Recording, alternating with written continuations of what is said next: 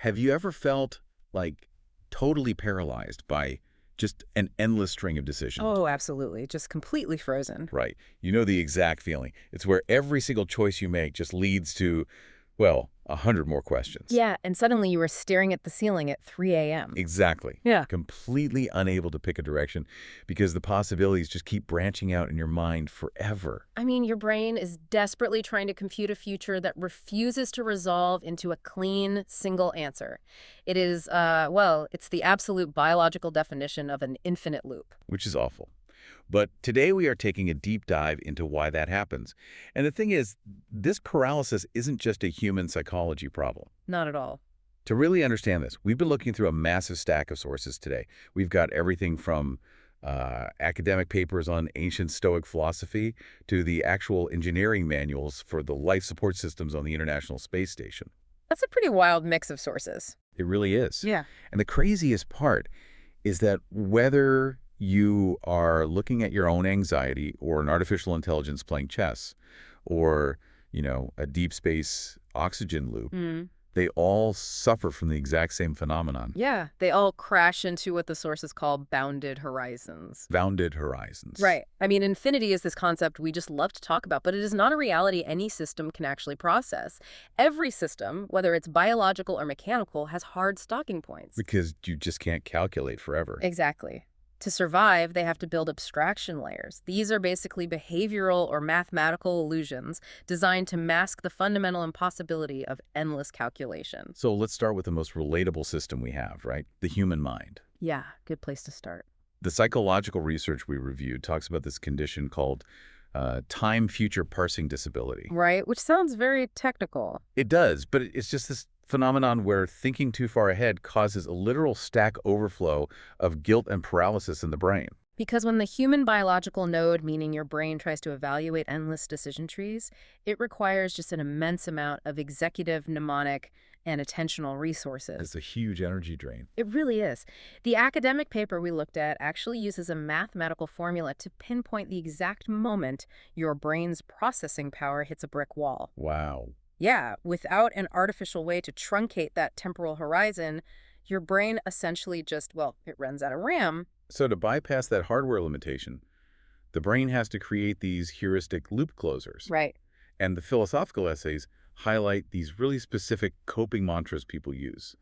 Like one person in the sources talks about repeating to themselves, moderation, in moderation, in moderation. Just over and over. Yeah.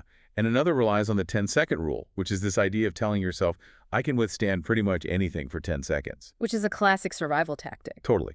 So repeating this mantra, it's essentially hitting Ctrl-Alt-Delete on your own anxiety. Yeah, in systems modeling, that's called iterative refinement. The recursion of asking yourself, am I being responsible? Am I moderating correctly? Am I moderating my moderation? It has no natural stopping point. It just goes on forever. Right. So the 10-second rule manually terminates a recursive evaluation before you hit that total cognitive exhaustion. You just draw an arbitrary line and declare that your calculation is good enough. But, doesn't that mean we're just ignoring reality? How do you mean? Well, there feels like a real danger in abruptly stopping our thinking process just because it gets too hard. Like, aren't we just hiding from the truth? That's a fair point. But we aren't solving the ultimate mystery of existence with these loop closers. We are just allowing for continued operation in its presence. Okay, so just keeping the machine running. Exactly. And we actually see this at the most fundamental biological levels, too. Take olfactory sensory neurons, like the cells responsible for your sense of smell. Okay, what about them? They partition into transient and sustained responses. When a smell is brand new, they fire rapidly to warn you or inform you.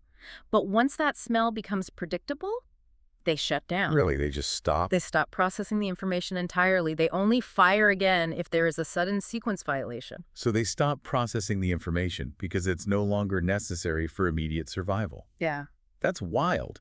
Our own hardware strictly bounds our horizons. It does. And philosophically, the sources map this perfectly to the Stoic dichotomy of control. Right, from Epictetus. Yeah.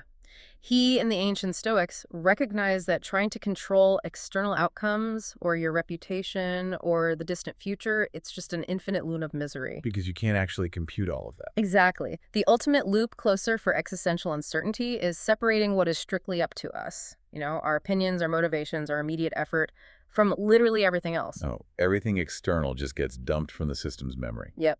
Out of sight, out of mind. It's funny, the 10-second rule is practically a modern microdose of stoicism when you think about it. That's a great way to put it. But so if humans use these localized loop closers to survive individually, Right. what happens when we scale that up? Like, Mm. what happens when entire societies try to cope with the infinite? Well, that's where you get the creation of what the sources call institutional folklore. Institutional folklore. Right. When a society is faced with the terrifying vastness and hostility of the physical universe, it tends to broadcast a narrative that limits simply don't exist. Because the alternative is too scary. Exactly. Institutions act like giant nodes with brains that they basically confuse their own coping mechanisms with reality. The sources highlight this perfectly by pointing out the sheer absurdity of human priorities. Like, we are a species capable of debating these incredibly deep cosmological questions. Right, like where did the universe come from? Yeah, what is the meaning of life? But simultaneously, we invented lawn chairs and orange soda. Which is just a hilarious juxtaposition. It really is.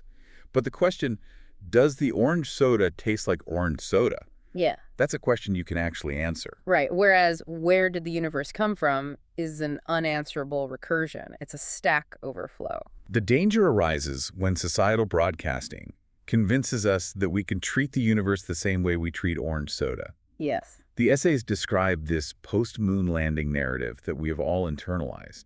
It's this idea that expansion is inevitable, that technology will just continue linearly forever, and, soon we'll all have condos on the moon. Because it is vastly cheaper, easier, and faster to implement a cultural pattern that masks hard limitations than to actually face those limitations. The sources essentially map out this massive architectural mismatch between our societal delusions and physical reality. They do a great job of contrasting the two. Take that condos on the moon idea.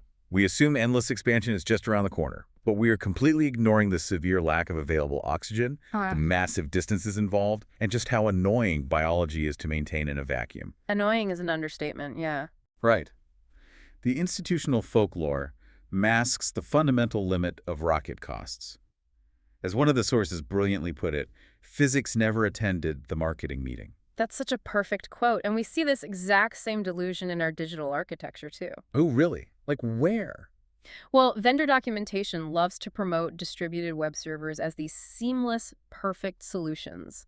They sell the illusion of infinite, robust synchronization across the globe. Right, the cloud is magic, basically. Well, exactly. But the hard physical constraint there is the CAP theorem. Right. For anyone unfamiliar, imagine a three-legged stool. You want a computer network to be perfectly consistent, perfectly available, and tolerant of network partitions. Which means if the physical cable gets cut, the system still works. Exactly. But the fundamental trade-off of the CAP theorem is that you can only ever guarantee two of those three things at the exact same time. But marketing hallucination tells us we can have all three. Of course it does. And the consequence of ignoring that physical limit leads to catastrophic quota violations.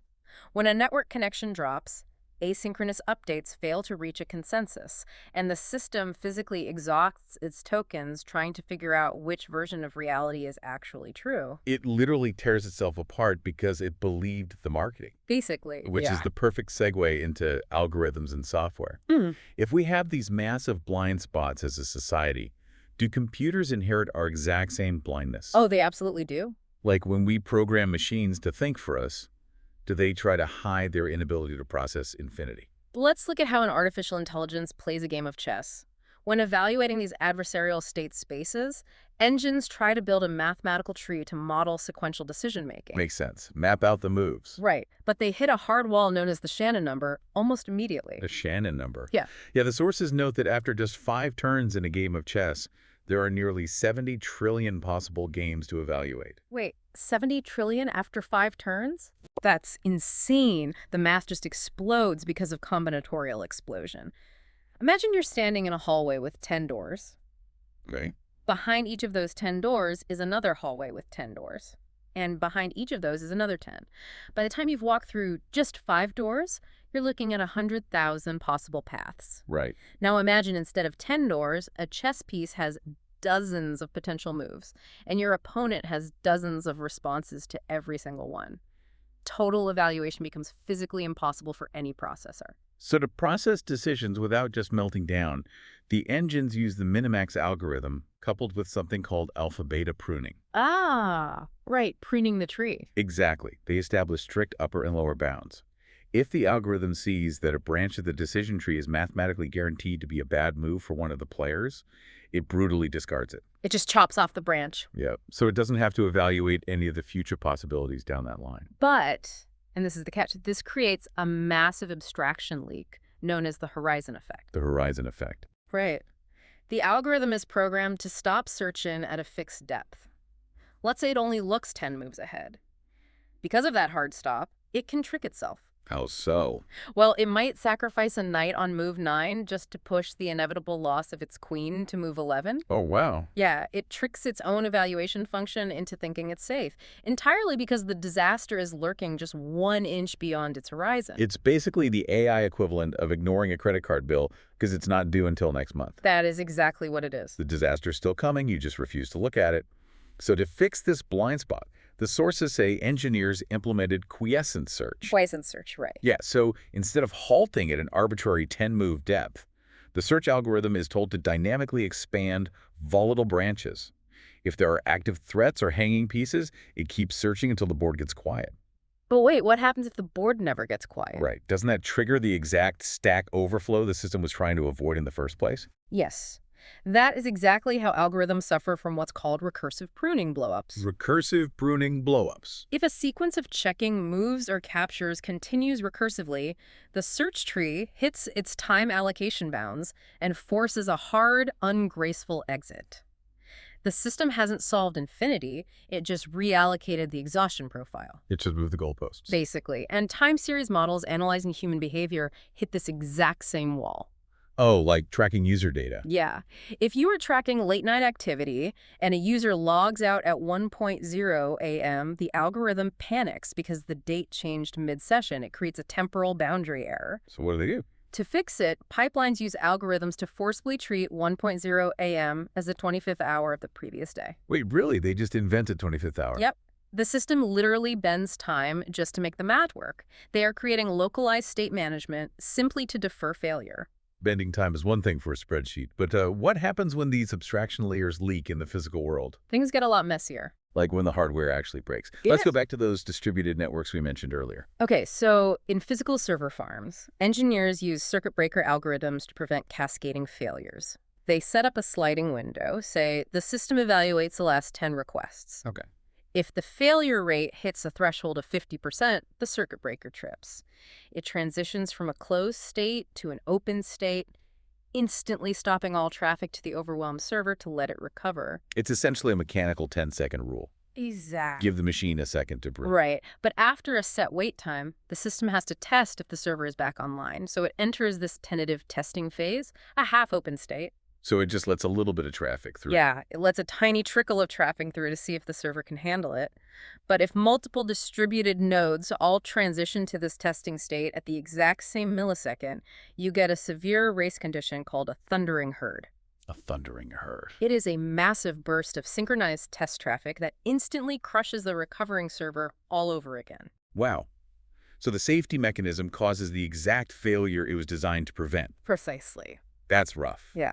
But this physical reality of exhaustion becomes even more dramatic when we look at the Environmental Control and Life Support System, the ECLSS, on the International Space Station. Oh, yeah.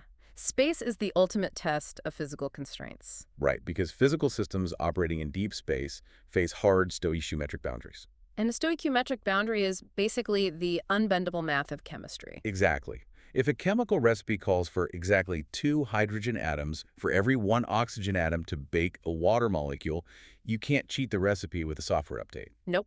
The universe doesn't care about your software. So the life support loop tries to recycle the astronauts' metabolic carbon dioxide and hydrogen to create water and methane using the Sabatier reactor. The Sabatier mechanism is brilliant chemistry, but it has a critical architectural constraint. The reaction produces water, which the astronauts need, but it permanently locks a substantial mass of hydrogen into the methane byproduct, And they just vent that methane overboard into the vacuum of space. meaning they operate with a permanent net loss of hydrogen mass. Because of this bleeding, oxygen recovery via the Sabatier reactor maxes out at a theoretical limit of roughly 50%. And the operational average on the station is actually around 47%. Yeah. And the aerospace literature sometimes tries to call this paradigm-shifting technology. Which is wild. Calling a system that permanently bleeds half of its limiting reactant out of an airlock paradigm shifting is just a massive failure of mass balance comprehension. It's not a shift, it's a hemorrhage. Right. And the only way they hide this gap, the only way they maintain the illusion of an infinite loop, is by constantly resupplying water from Earth, which costs about $21,000 per kilogram. Which is just astronomical, literally. And to stop this bleeding, engineers have to add incredibly complex secondary loops. Right, like the plasma pyrolysis assembly, or PPA. This machine intercepts the methane before it's vented, uses microwaves to generate a plasma field, and breaks the methane down into hydrogen and acetylene. So this lets them route the precious hydrogen back into the reactor. Exactly. So let me get this straight. To fix the leaky Sabatier reactor, we build a microwave plasma machine, but that leaves us with acetylene, which is highly explosive. Yep. And the sources also mention another option, the continuous Bosch reactor, which turns CO2 directly into water and solid carbon. But that leaves us with solid carbon that literally plates onto the catalyst and gums up the machine. We are literally just trading one disaster for another. We are. This phenomenon is actually known as stoichiometric fouling. The PPA is incredibly fragile. If a single drop of water bypasses the sorbent bed, the microwave plasma reaction arcs and the hardware degrades. Oh, man. And the Bosch reactor physically degrades as its available surface area is consumed by the carbon. It requires these heavy, disposable cartridges, which entirely defeats the purpose of not relying on Earth resupply. It's just a Band-Aid. Right. Another alternative they looked at, the macrofluidic electrochemical reactor, creates ethylene and carbon monoxide. Toxic gases. Yeah. Every single solution requires an exponential increase in localized state management. You aren't solving the limit, you are just managing the decay. Wow. Whether you are a human being repeating, "I can withstand anything for 10 seconds," or an AI aggressively pruning a chess tree to avoid the horizon effect, or, a space station inventing complex microwave plasma reactors to avoid losing hydrogen, the theme is absolutely universal. It really is. We simply cannot eliminate the constraints of time or compute or mass. All we can do is bend those constraints into predictable decay curves. The architectures we build are structurally necessary evils. So the next time you feel completely overwhelmed by the infinite decision tree of your own life, remember that you are in good company. You definitely are. Even the most advanced computer networks and multi-billion-dollar spacecraft operate exactly the same way you do. They survive by drawing an arbitrary line in the sand and saying, "Good enough." It really is the only way to keep the system running. But it does leave us with a final, slightly terrifying thought to ponder. Oh. Well, if human sanity and AI stability and space survival all rely on implementing these artificial stopping conditions to avoid infinite processing, what will happen if we ever succeed in building an artificial general intelligence that refuses to stop searching for the ultimate, absolute answer? Oh, wow. An intelligence with no horizon limit. Exactly. An infinite loop we might not be able to grovel all delete our way out of. That's a lot to think about. That's all for today's deep dive. Until next time, try not to stare at the ceiling too long.